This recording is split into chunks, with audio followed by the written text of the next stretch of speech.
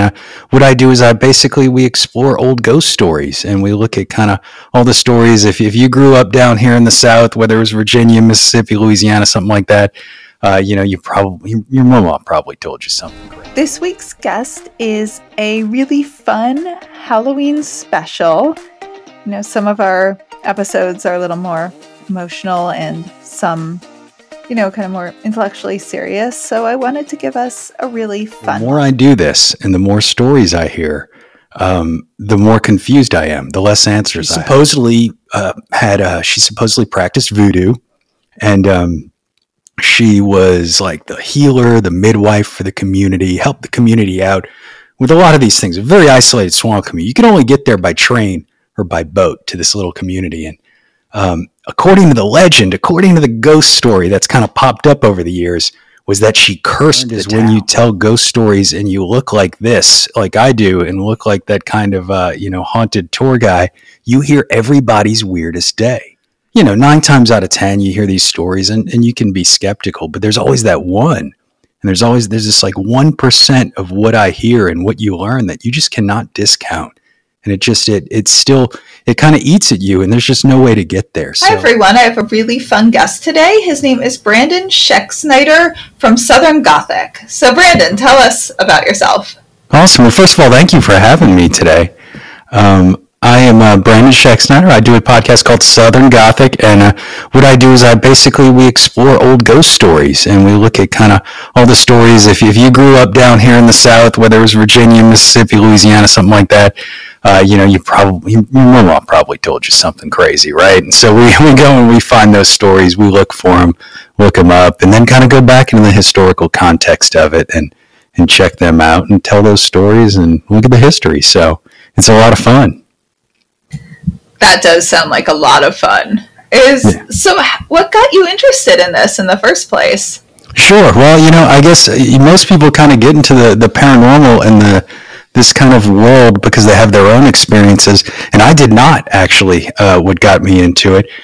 My sister and I, she's kind of my partner on this podcast. She's a researcher by trade. She works for the Louisiana State Museum. And the two of us, we grew up with parents who were amateur genealogists back before the internet, back before Ancestry, right? So this is the 80s, right?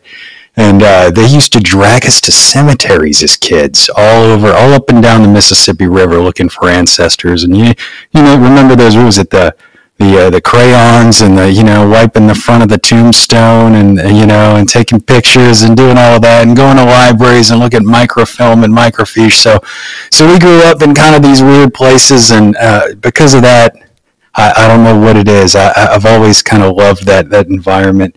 In the cemeteries, and we grew up in New Orleans, so it was stories were a dime a dozen down there, right? Oh my God, it must have been amazing to grow up in New Orleans. It feels like there's so much of this history to it. So is it just fun, or do you think it's real? Do you think there's some truth to it? Sure. I tell people that the more I do this and the more stories I hear, the more confused I am, the less answers I have. And I hear that a lot with a lot of my friends as well. When you tell ghost stories or here's the best example here. I do ghost tours here in the town I live in now. It's Franklin, Tennessee. It's an old Civil War town. There was a battle here, just a massive battle here at the end of the war.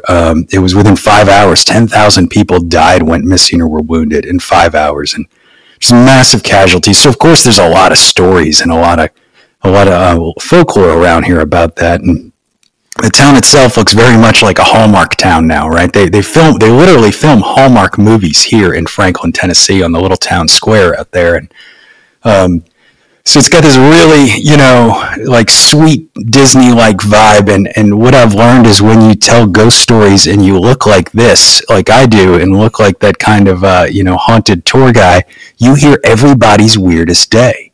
Everyone wants to come up to you and tell you about these things. And, 9 times out of 10, you hear these stories and you can be skeptical, but there's always that one.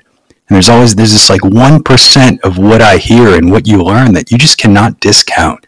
And it kind of eats at you, and there's just no way to get there. So I kind of have like an agnostic approach to the paranormal and to the other side and to looking at it like that, because I think it's something that the more I learn, the less I realize we'll ever understand or be able to get a grasp around. Wow. And so can you share one of the ones that really stands out to you that makes you question the most? Question the most? Oh man. I haven't, like I said, I haven't had any experiences myself on a personal level, right? But I do believe that when we tell stories, the more accurate we are and the more that we focus on the people and the stories and telling those stories, I feel like that almost leads to something, if you will. So when you're out giving a tour or something, it seems like when I tell a story correctly, the folks that are there are more prone to actually, experiencing something at the stop. And one example I had was last summer. I was out there, and the night before, one of my colleagues told me that they were telling this story at this one spot that's just notoriously haunted about a woman by the name of Peggy Eaton. All right, and she was the wife to the Secretary of President Andrew Jackson's Secretary of War, and they lived down here. And Peggy Eaton is notorious through town. She was a fun, good partying woman down here in the 1820s that everybody in town loved, a boisterous woman. And and they think that she haunts this particular location now, that her apparition has been seen at this location. And the day before I give this tour, one night, my colleague tells me somebody came on her tour and they were standing there. And after she got done telling the story and everybody's kind of going home, the woman came up and said, "Hey, she prefers to be called Margaret, not Peggy." Okay. And she's like, I don't know what it was or anything, but that's just what, that's her proper name. That's this person's proper name. So the next night I think about that and I'm like, let's try that tonight. Let's not call her Peggy Eaton here. And that night I'm out there. I have about 10 people out there on this ghost tour, and a gentleman is there. It's always families where you have like a mom and the 2 kids or something are all just really into ghost stories. And then there's the dad who is like, really, why'd you drag me here?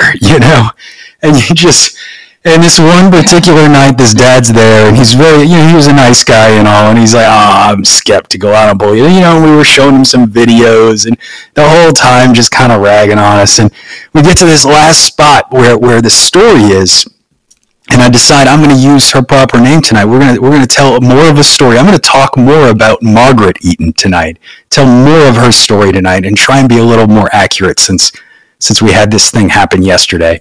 And I do that. And after the tour is over, I invite the guests and all to come up on the porch of this house and get a vibe and a feel for the place. And everybody kind of goes up, and I'm waiting over on the side answering some questions from somebody else. And this gentleman, this skeptical gentleman, he comes trekking it down the stairs right there, comes over to me, and he's trying to show me the hair on his arm is standing up. And he's like, someone breathed on me, and like just complete 180.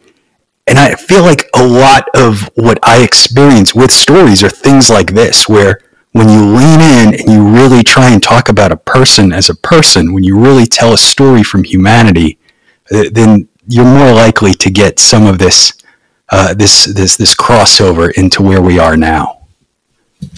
And when you say crossover into where we are now, what do you mean exactly by that? Well, experiences, for that matter, where you kind of, it seems to be that a lot more, I haven't had too many people who have seen full body apparitions on tours or anything, but I do have a lot of what I would call like the synchronicity and the types of things that happen where we'll be discussing something, we'll be telling a story, and something that would seem circumstantial otherwise would happen. And I think a lot more of that what is it, the veil being thin, we'll put it that way, right? Yeah. What's an example of one of those? You're just supposed to have the best stories. Yeah, well, that one was a great one. On a personal level, we actually have a story we tell a lot. It's not really a ghost story, but it's my sister and I. It's one of our favorite stories to talk about, and it's something we've really leaned into a lot. There's a woman who, down in the early 20th century, she lived in the swamp down in Manchac Swamp. It's about halfway between New Orleans and Baton Rouge, and she lived out there. She She was born enslaved, and her husband fought for the U.S. colored troops, which was it was the men who were formerly enslaved that signed up for the U.S. Army to fight for the United States Army in the Civil War. And he was given about 40 acres of land out in the swamps. So they move out there, and they're living out there, and it's a very German community, blonde hair, blue eyes, people, except for them. And she supposedly practiced voodoo, and she was like the healer, the midwife for the community, helped the community out with a lot of these things. A very isolated swamp community. You can only get there by train or by boat to this little community. And according to the legend, according to the ghost story that's kind of popped up over the years, was that she cursed the town. At some point, she gets bad blood with the rest of the community they don't like, or something like that, and she puts a voodoo curse on them. And then she dies one day. And the curse was that she would sit on the porch of her home and she would sing to this town, "When I die, I'll take the whole town with me." And she would sing this, and people heard this song, and they're scared. And eventually she passes away, and while they're at her funeral 2 days later, little do they realize, it's 1915, there's no Weather Channel, little do they realize that an enormous hurricane has actually hit the coast of Louisiana and is plowing through. So they're at this woman's funeral when the rain starts coming down, and the entire town, over 400 people, were killed in this hurricane back in 1915 in southeast Louisiana. And it's a real factual hurricane. This actually happened. She actually did die. There's census records of her. There's a obituary in the newspaper of this woman dying 2 days before. So there's a lot of realistic, factual things around this story that's been told. And we've gotten really obsessed with telling the story.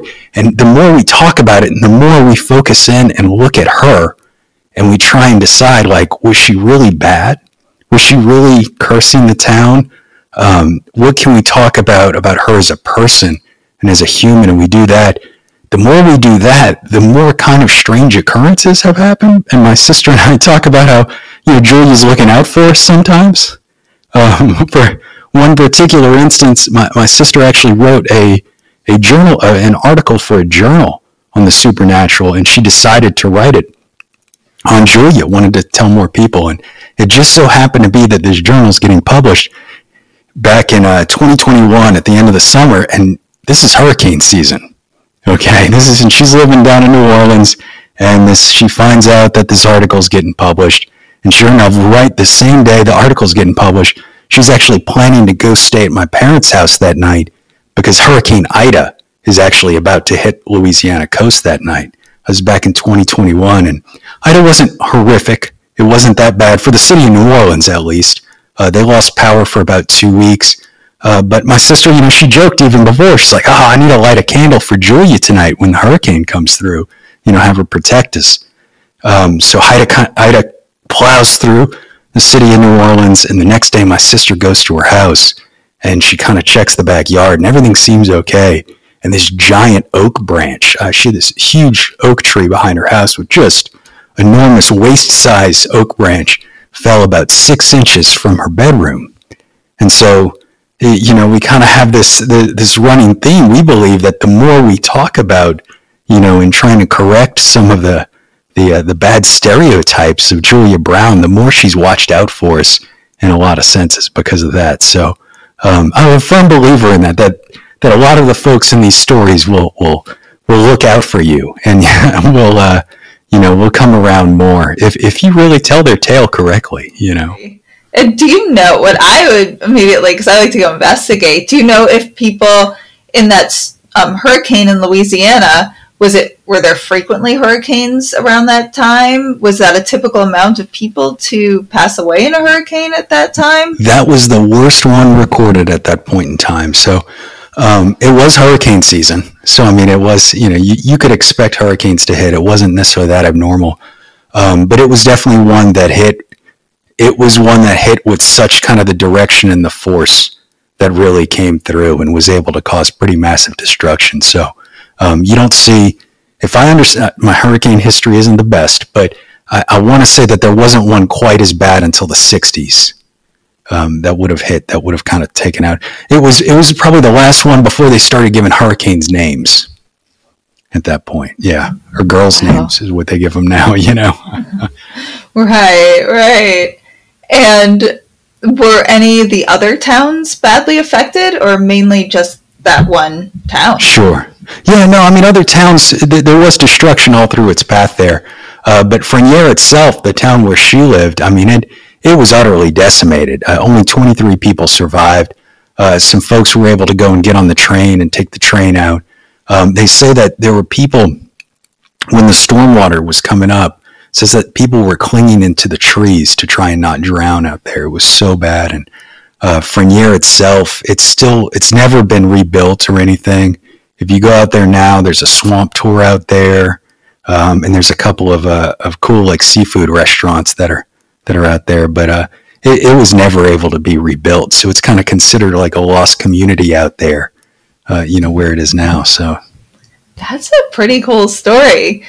And then you said you notice as you get their stories, you feel you understand them more and more as people, and you get their stories more accurate. They help you in certain ways, you were saying. Absolutely. I think everything good that's ever happened, it seems like it comes from when we tell Julia's story.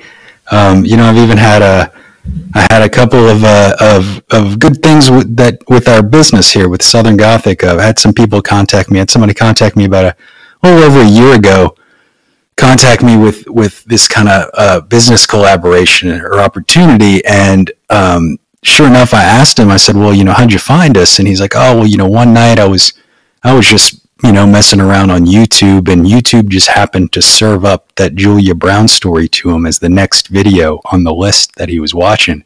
He said he was just blown away and that. And so it's, and it's funny because it's not even our most popular story by any means. We've definitely have, other episodes of the podcast and other stories we tell and things like that get more hits and views and all. But for some reason, that one seems to be the one that brings the most, positive energy or however you might look at it. So, yeah.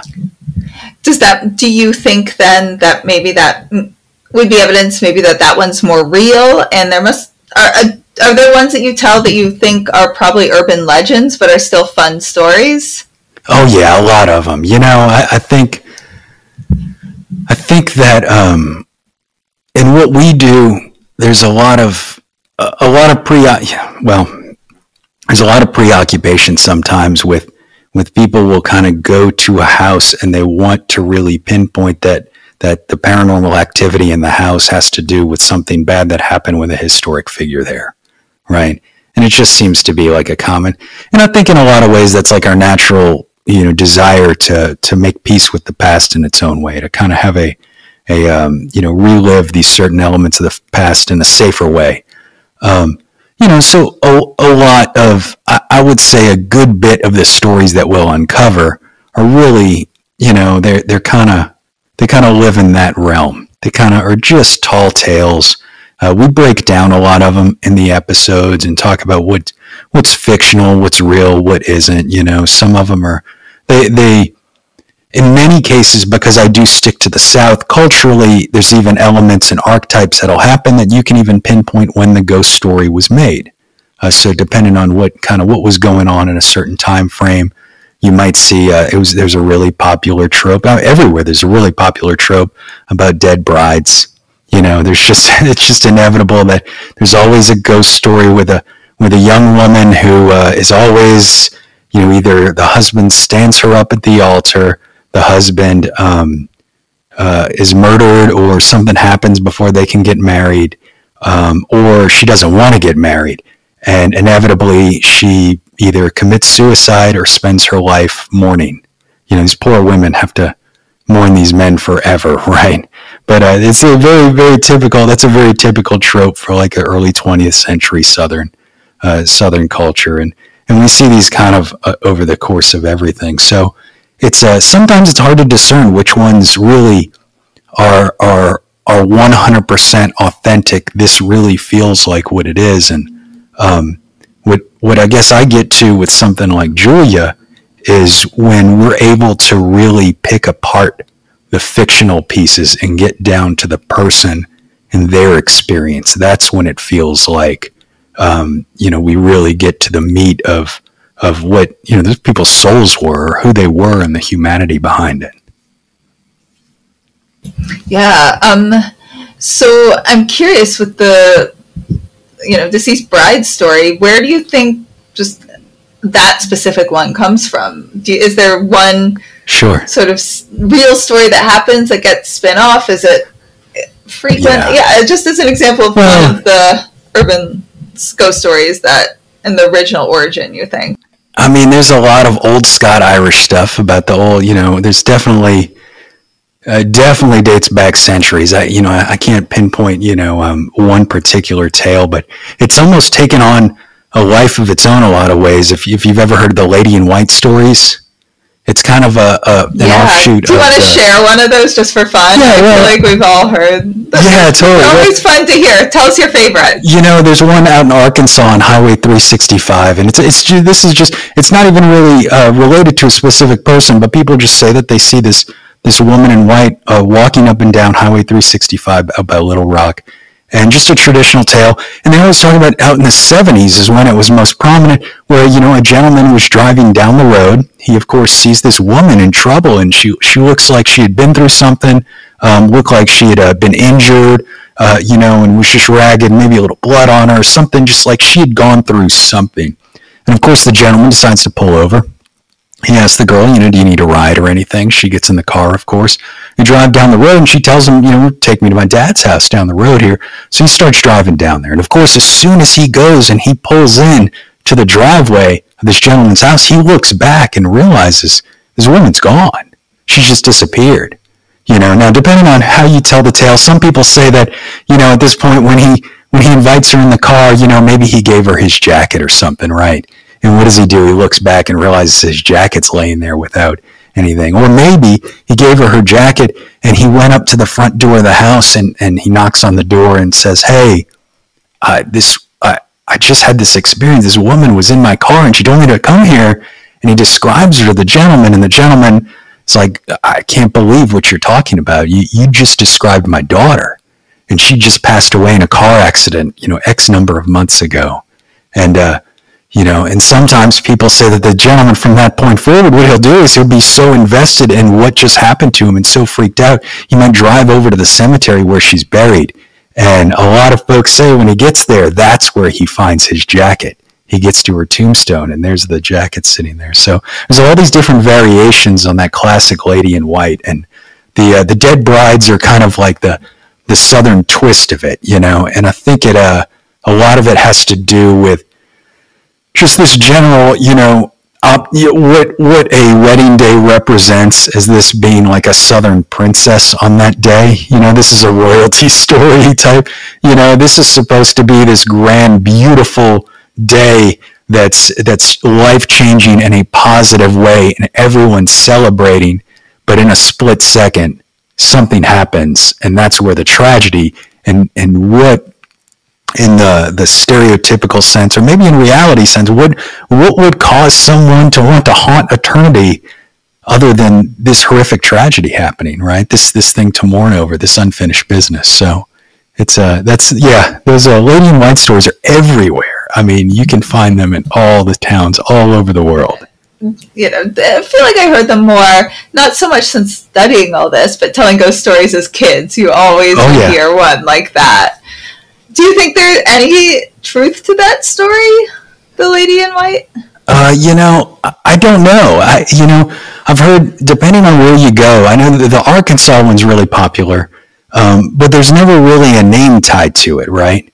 There's never really a name, but if you go down to Lake Lanier outside of Atlanta, they have out by Gainesville, Lake Lanier is notoriously haunted, and that's a whole other, it's supposedly cursed, and it's a very popular haunted place or cursed story. But the lake itself it's a man-made lake, and they built a dam and made the lake back somewhere around 1955. And there's this one bridge over there that for years people said there was a woman who was walking with a blue dress. So this is a little bit alteration on the Lady in White, but walking across, and she didn't have any hands. Okay, and just for years they've talked about this. And what had happened was in 1957, two women were driving over the bridge and drove off the bridge and went into the lake. Sure enough, drowned everything. They for about let's see, I'm trying to think. They searched the lake. They couldn't find anything. They weren't able to find the car. All they had were the skid marks. They knew these two women had gone in the lake. Susie Roberts and Delia Parker Young, I believe are the names. And nobody could find them.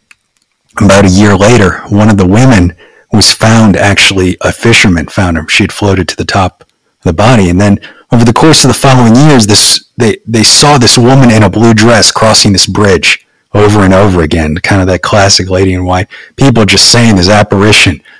Well, sure enough, oh gosh, I can't remember the date off the top of my head. It was somewhere around 1990, 1992.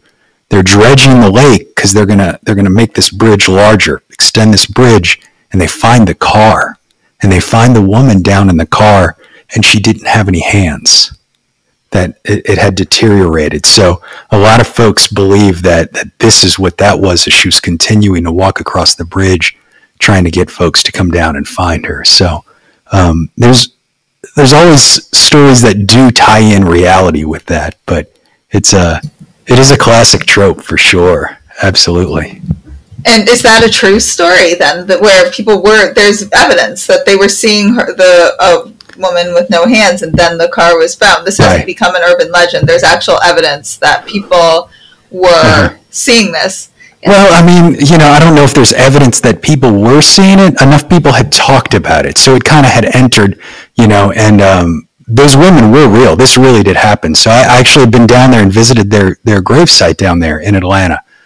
So it's a true story by all accounts. Now, whether or not you believe the folks who have, seen the lady or not. I know there was an Expedition X TV show with Josh Gates. I don't know if you're familiar with one of those Discovery shows, and it's not like the Ghost Adventures Run Around in the Dark. It's more a documentary style, and they interviewed a woman who had claimed to see a woman in blue out on the lake. I think there's just so many, and there's probably some, if I could guess, that get changed over time. But I mean, the 90s wasn't that long ago. Usually a lot of these stories are from history, like the 1800s, where no one would be alive today.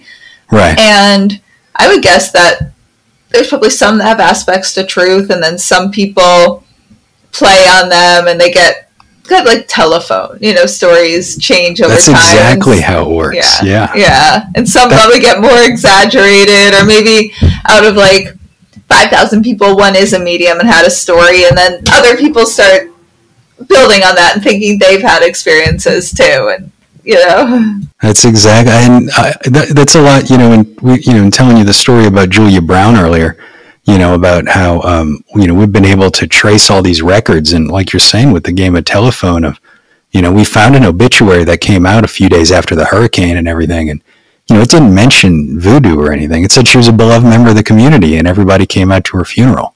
And this was only a few days after the funeral. And then, we found in the 70s, there's a newspaper article where one of the survivors, the reporter asked, apparently, I guess by this point in time, the myth had kind of grown that she might have been the cause, and asked this person who was a young child, at the time of the hurricane, and knew Julia Brown, lived in the community with Julia Brown. Do you think she was a voodoo priestess? Do you think that she would have done this?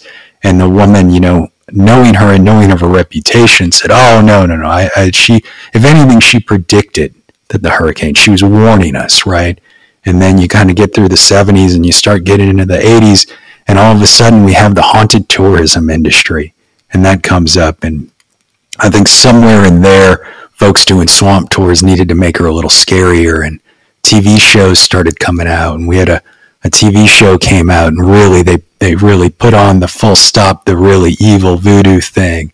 And so it kind of just every decade would just kind of get a little further from the truth, and it's very typical with stories for that to happen. I could imagine that. And there's so much misconceptions about people with psychic medium abilities. There's you get into theories that, they're evil. And I mean, I don't know very much about religion, but I've come to learn that a lot of religious Christians, there's something in the Bible that says mediumship is evil. So someone who might have predictive powers about something like a storm, maybe it just builds over time where someone's like, oh, she caused it. It's so, I mean, like with every other story, not ghost-based, they all change over time and get exaggerated. And, you ask your grandpa one version of a story and your grandma another, and unless they've talked about it together a lot, you'll probably get two completely different stories. And one will say, that didn't happen. What are you talking about? It was like this. So on a grand scale, and after that much time, there must just be so many changes. Hey, everyone. I'm really excited to let you know about the Science and Spirituality salons I'm now hosting.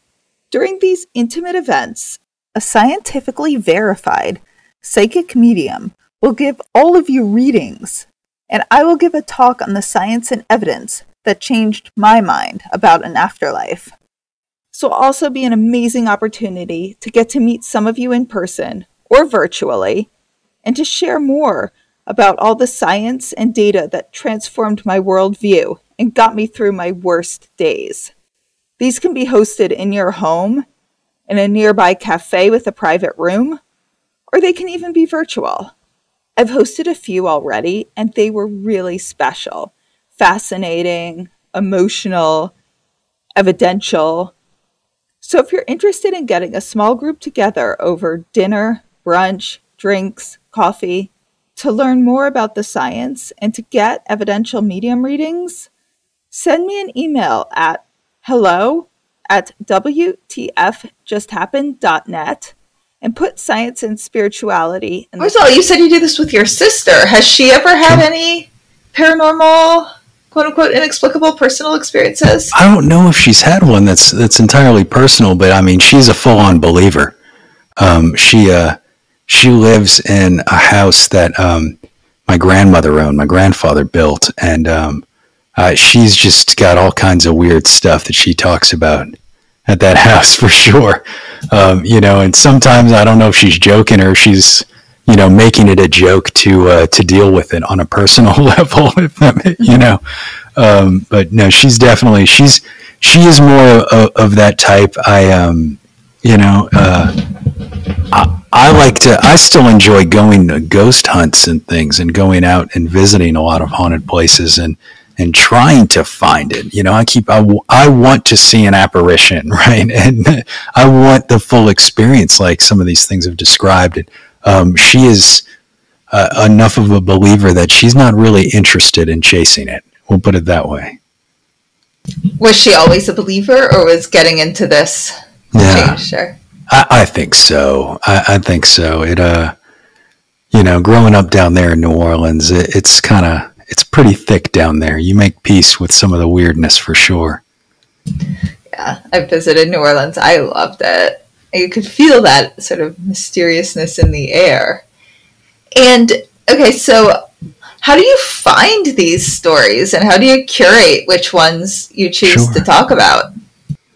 We just have a running list. You just kind of you bop around, and when you start digging through stories, you find more. Obviously, I've ended up with a bit of a library of old ghost stories, as well, picking through old books and finding stuff like that. It just kind of you end up with so many. It's unreal. As for picking and choosing what we cover, only so many really have the depth to really have like a 30-minute podcast on, so they kind of vet themselves in some ways of, which ones really are just a tall tale and we don't really have much to talk about surrounding it, and we'll kind of put those to the side and keep those for another purpose or something. But the ones that really, looking for the meat of it, of which ones are a tale that really is partially rooted in fact, and which one is a tale that is just kind of a little urban legend that might have sprung up. A lot of places, some of these urban legends will come up around just that classic, like that's the creepy house down the road. And there just be no, kids, right? There's an abandoned house down the road. There's a dilapidated old business or something like that. And a lot of places do end up with stories that are just that. And it's difficult to kind of, tease a 30-minute episode out of, one of those stories. So, yeah. Did you ever have one that you were convinced was an urban legend and you went in assuming that and you changed your mind researching it? I don't have a ghost story like that. I do have there's here in Franklin, there's they're in the cemetery, in our old city cemetery. There's this interesting tombstone there where these two siblings, these two daughters or two sisters are buried there, and they were both under the age of 1. And both of them died under the age of 1. And there's, and I'd always heard the story and given tours around here. I'd never given cemetery tours or anything, but I'd always known about this and knew of the story. And the story was generally that what had happened is the mother had a daughter. She had a daughter and was about 1 year old, and she was pregnant with another child as well, as she's got this infant daughter.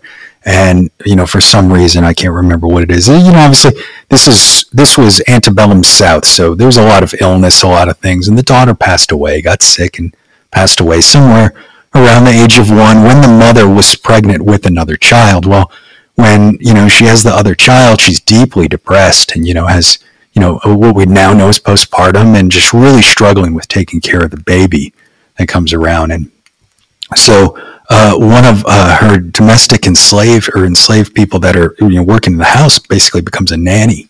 This teenage woman is the nanny for this child, and the story goes that one night the overseer for this plantation convinces her to go out in the woods, a little romantic romp or something, right?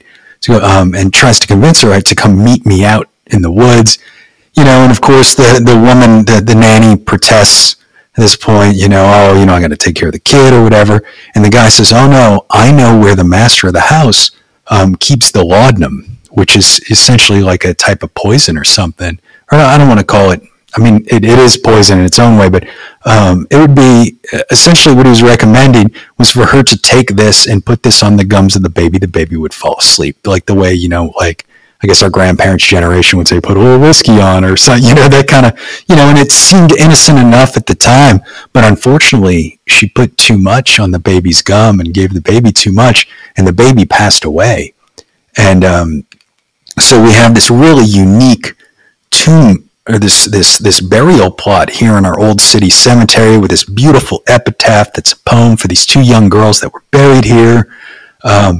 And I'd always heard this story, and it always just sounded so much like this kind of old folklore. I'd heard a lot of different tales like that at different plantations, just have some really, similar stories like this about things like that happen. Even the Myrtles has one that's kind of similar. The Myrtles plantation down in Baton Rouge, that's considered like the most haunted plantation. So it had a lot of stereotypes, so I didn't believe it because I knew all these other ones weren't. Well, sure enough, we went and looked it up. I talked to the county historian here, and this was true as day, had absolutely happened. The case went all the way to the Tennessee State Supreme Court and everything.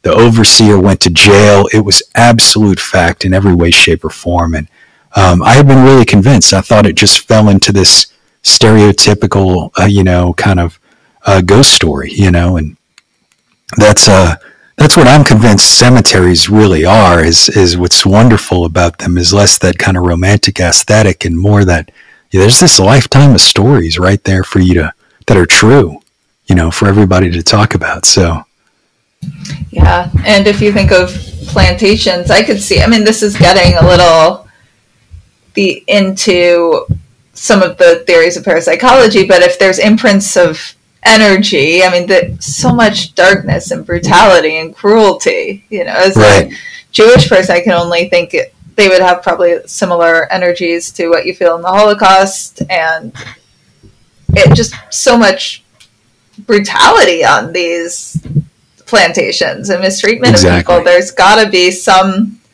if the theory that these energies build up and imprints, there's got to be something.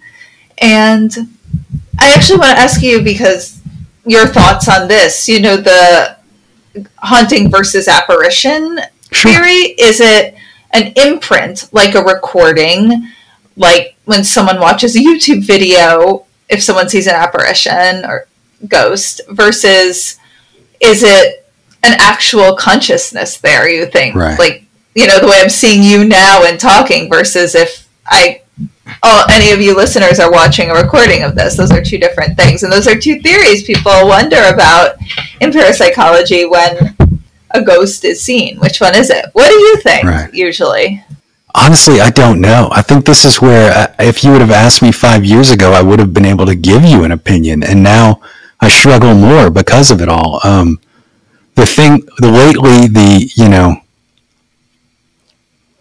These things evolve on a personal level so often. And I'm sure your listeners probably feel the same way of, you're constantly kind of, getting new information and your views of what these apparitions or these hauntings or things like that are. And, personally for myself lately is I've been exploring the idea less that this is spirits of people gone by and more of, if you've ever heard of the trickster, no. So it's kind of the theory that all of these hauntings and everything are actually all the same energy and might not actually be.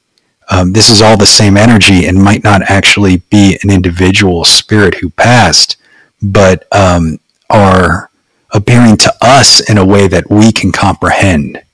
So this is almost something beyond the veil that is this energy, and I find it.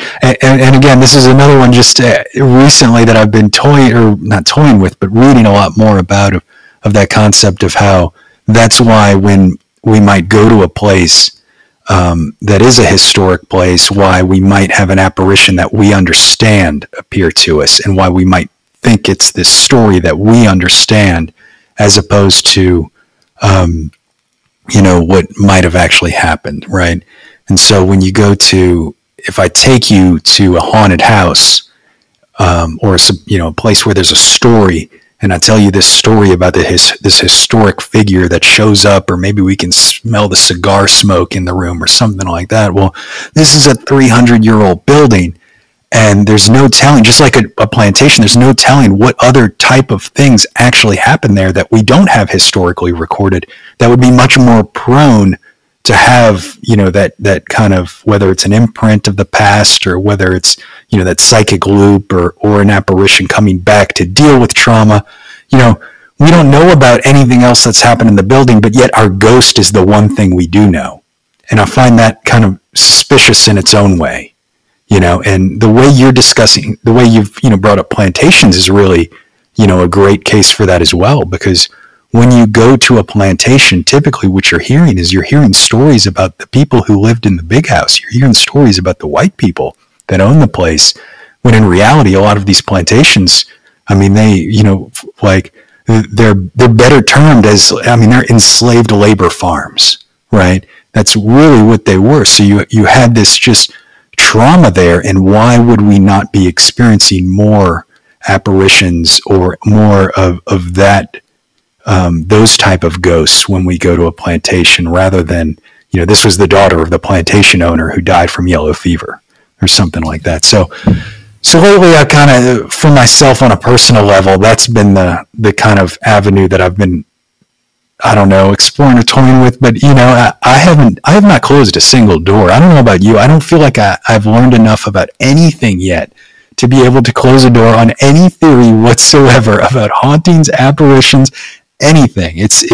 There are too much information, too many different things out there to do that.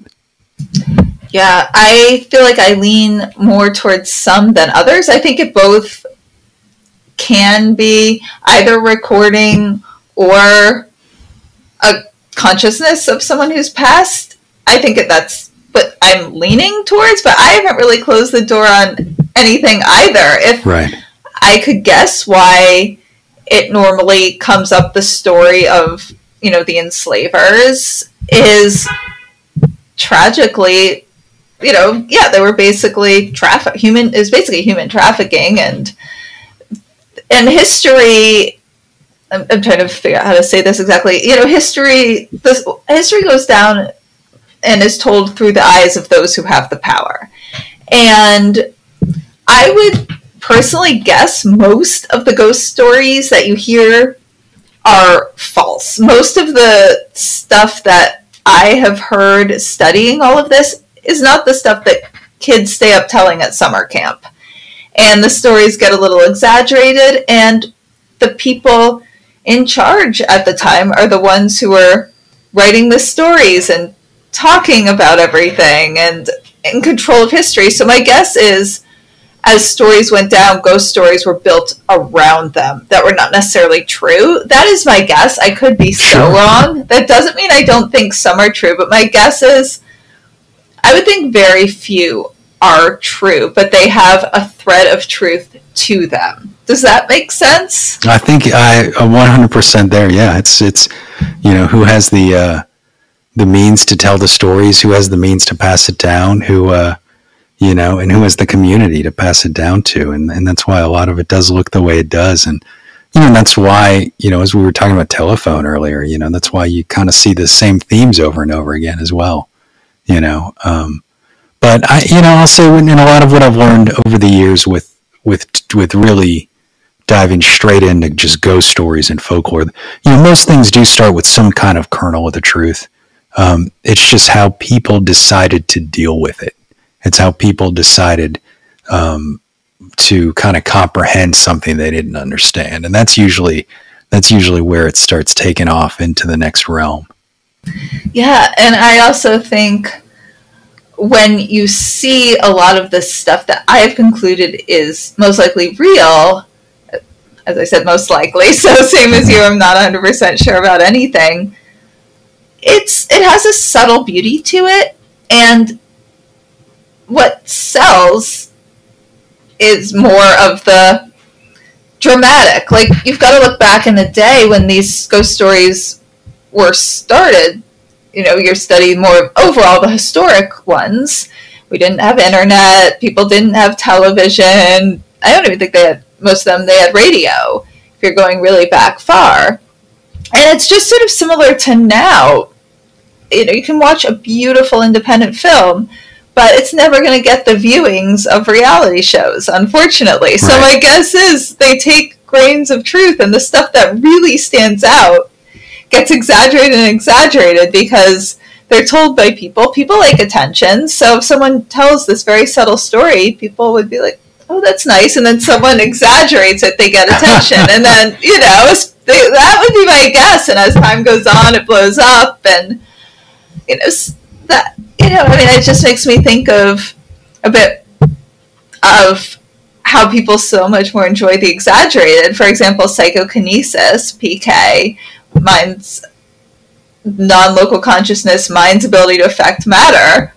I think it's real. I had an experience I've talked about on here before where I bent a spoon. I've seen people I trust bend spoons, and they were the same spoons I at another point could not bend.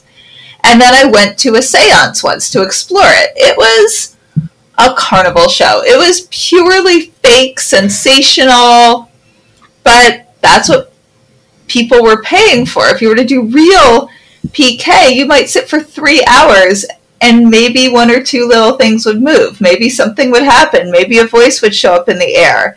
Maybe something really big would happen one day. But most of the time, nothing would happen. So my guess is that a lot of the stories are that version.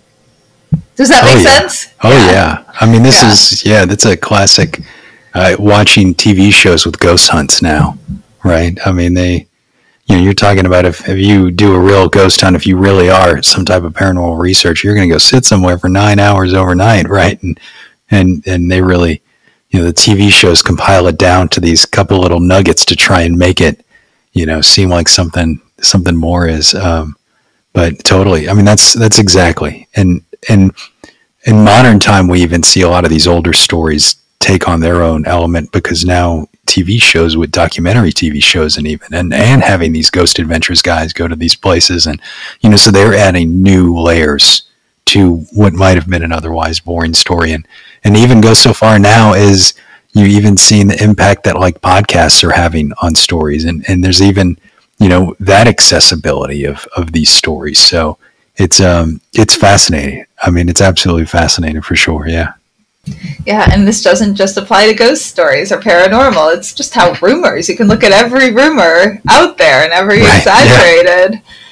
Yeah. And, okay, so I have a couple more questions. First of all, you mentioned the trickster. I've wondered that too, but I've wondered what it means. One thought I had, and this would not be my first choice of it, but still, it's consciousness survives, our loved ones are on the other side, but they can't communicate. And so there is this advanced consciousness that is communicating and showing them to us, letting us know they're okay, even if they're not directly communicating. Maybe that was just one idea I had. I don't think that's most likely, but, I try to come up with every idea. How do you think it works? Why would they be doing this? Is it a loving consciousness that's trying to show, look, I'm the only one that can communicate between dimensions and your loved ones are there? Is it, what, why would it do this? I don't know. I don't know yet either. I mean, that's part of my curiosity. Is it conscious? You know, is this something that's just straight up, like you're saying, is this somebody poking their hand through that veil or not? Or is it more like, this is just a manifestation of energy that isn't conscious, that's just on the other side that, you roll into? I mean, it clearly opens a whole other thing. And all I'm able to truly wrap my head around with and really feel like is logical is this sense that whatever that is would have the ability for, us, the only way we can interpret whatever that is through a lens of what our own culture might be. And, I there are people who suggest that even to go so far as like UFOs are a part of that, and kind of with early African cultures talking about UFOs, what we would think were UFO sightings as ancestor sightings and things of that nature. And so it really, I mean, it might even be cheating, having the trickster, like you're not even trying to figure it out, right? Like maybe that's where this is all going. It kind of circumvents a lot of other stories by giving you a tell all of, well, it could be all of this, but I don't know. I mean, I think it's just, it's another theory and just another, opportunity to try and understand what shows up. But because I know in the personal interactions I've had with a lot of people, I don't feel like I know a lot of people who have had the type of, well, I take that back. I was going to say, kind of have had that truly interactive experience out in the most traditional sense of you might see in a movie where a ghost comes and sits next to you and you have a conversation, right? It always seems to be that there's other things around it or there's other happenings. And so I don't know. I mean, it's I don't have an answer. I could talk circles around the trickster all day, I guess. There's a really, I should probably give the gentleman a shout out. There's this fascinating book that came out called The Trickster and the Paranormal. And he's done a lot of research, and it's a thick book. He's been on a couple, George P. Hansen. It's called The Trickster and the Paranormal. He's kind of he would be probably the big main proponent that if you were listening to some paranormal podcasts, you would have heard, you would have, encountered him at some points. But a lot of different people have talked about it in those ways. It's kind of a play on the classic archetype, the mythology archetype of the trickster. Is his theory that we don't survive bodily death then, and this is a completely different consciousness, or that we do, and the one communicating is another being? I think it's less about trying to figure out the answer of what happens to us and more just viewing these experiences that we are currently attributing to afterlife as something different, if that makes sense. That does. Yes. Got it. Yeah. Now, it's a separate thing almost, I guess, is kind of how it's, yeah. I guess I have two questions about stories. What is the oldest story you've researched and the most recent story? Not recent on your podcast, but like 2000s or versus like 1400s, or if this even comes to mind. Well, I haven't, since we do kind of stick regionally to kind of this Southern history with the podcast. So I haven't really dug too deep into anything that goes further back than like the 1700s or so. There's some stories, obviously, New Orleans, New Orleans has some early stories. And they've all been mishmashed even. So New Orleans, there's a story called the Sultan's Palace. It's a famous story about down in the French Quarter, this house where supposedly one day after the Civil War, and I'll get to why it's the oldest even there, one day after the Civil War, a gentleman who looks like he's Turkish royalty comes in with this big boat and he rents this house out in the French Quarter and wants all the privacy in the world. He looks like royalty and he has, off the ship comes all these beautiful, he's a harem. He has, the whole deal and piles into this house and they live in this house and isolate in the house and people hear all the dance and all the party and all these things. Right. And one day a big storm comes through town and the next day somebody's walking by this house and they see that there's some blood trickling out from underneath the door. And the cops come and everything, and they go inside and realize that everyone inside has been massacred. Some assassins came, and there's theories and all. And this is a story that folks talk about in the French Quarter all the time.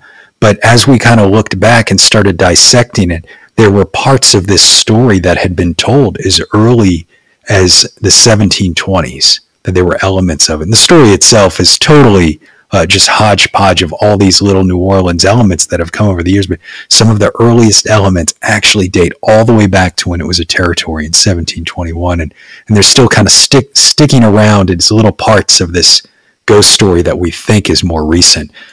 So usually I see more stuff like that, where you can trace a modern ghost story, a little seed back to somewhere else. And that's really prominent. In Colonial Williamsburg, St. Augustine has a lot of stories. That's the oldest city. In New Orleans, you'll see a lot of that.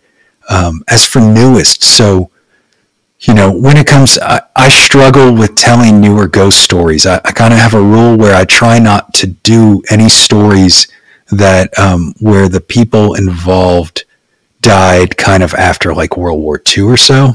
Out of personal preference, and that's just kind of a general roundabout. I know I just told you about Lake Lanier and those women there, because those women there are actually a great example. I went and visited the cemetery where they're buried, and we went looking around for Susie Roberts, who's the woman who she was the first one to be found back in the 57, 58 or somewhere around there. And, we walked up to her tombstone and there's some flowers there for her. And there's a little stand saying, "I love you, Mom," on the tombstone. And it really just hits home that, here's this story that, will get put on TV. And here's this story that's been passed around Atlanta. And this is, someone who's still alive's mother, and now I believe her, that had probably been there for about 10 years. And I think her children passed away or her last surviving child passed away in the early 2000s as an old man at that point. So I struggle to tell stories sometimes because I don't like affecting how the living. I feel like it's not fair to how the living might remember, their parents and things of that nature. So I do shy away from it. There's people that do it. There's definitely, there's definitely stories, but I struggle with the ethics of creating entertainment off of, newer ones, and it's not everyone agrees. If you do go down in New Orleans, there's the story about Zach and Addie down in Hurricane Katrina, where Zach actually, he killed his girlfriend in the days after Hurricane Katrina. They killed himself and put her body in the oven. And it's just it was a horrifically tragic event. So we're now at, when was Katrina? 05? It's almost 20 years later. And, that oven is in a museum, a haunted museum down there. And, I don't know on a personal level, their families are still around. Their parents might still be alive, and so I kind of struggle with telling stories that way. that's obviously that's a separate piece from if you're someone that, believes in the paranormal or something. Certainly their spirits might still be around, but what we do with that is kind of the point that I look at. So yeah. Yeah, that doesn't feel very respectful to do that, Right. When it's 300, 200, even 100 years ago, it's a different feeling than something that's so close. I would agree with that. That needs to be treated with, not that everyone who had lived doesn't deserve a level of respect overall, but yeah, I completely see what you mean about that. Sure. And yeah, and is there anything I haven't asked you that you'd like to share? No, you've had wonderful questions. I've had a good time telling some stories, and I mean, we've covered so many different places today, so it's been a blast. It's been so much fun. Great. Yeah, I really enjoyed it because, normally we get into this. This is kind of a little slightly different type of episode. I think it's really fun, especially when you're always talking about, a lot of grief. It's fun to just listen to stories. Sure. And for me, it was such a fun podcast episode. So yeah, tell us, where can our listeners find you? Absolutely. Well, Southern Gothic is the name of the podcast, and it's available on all your podcast apps. So anywhere you get, this podcast here or anywhere else, Apple, Spotify, Google, any of those places. You can also come to our website. We have a website, southerngothicmedia.com. It's www.southerngothicmedia.com, and, find us on the Facebooks and the Instagram and all that too.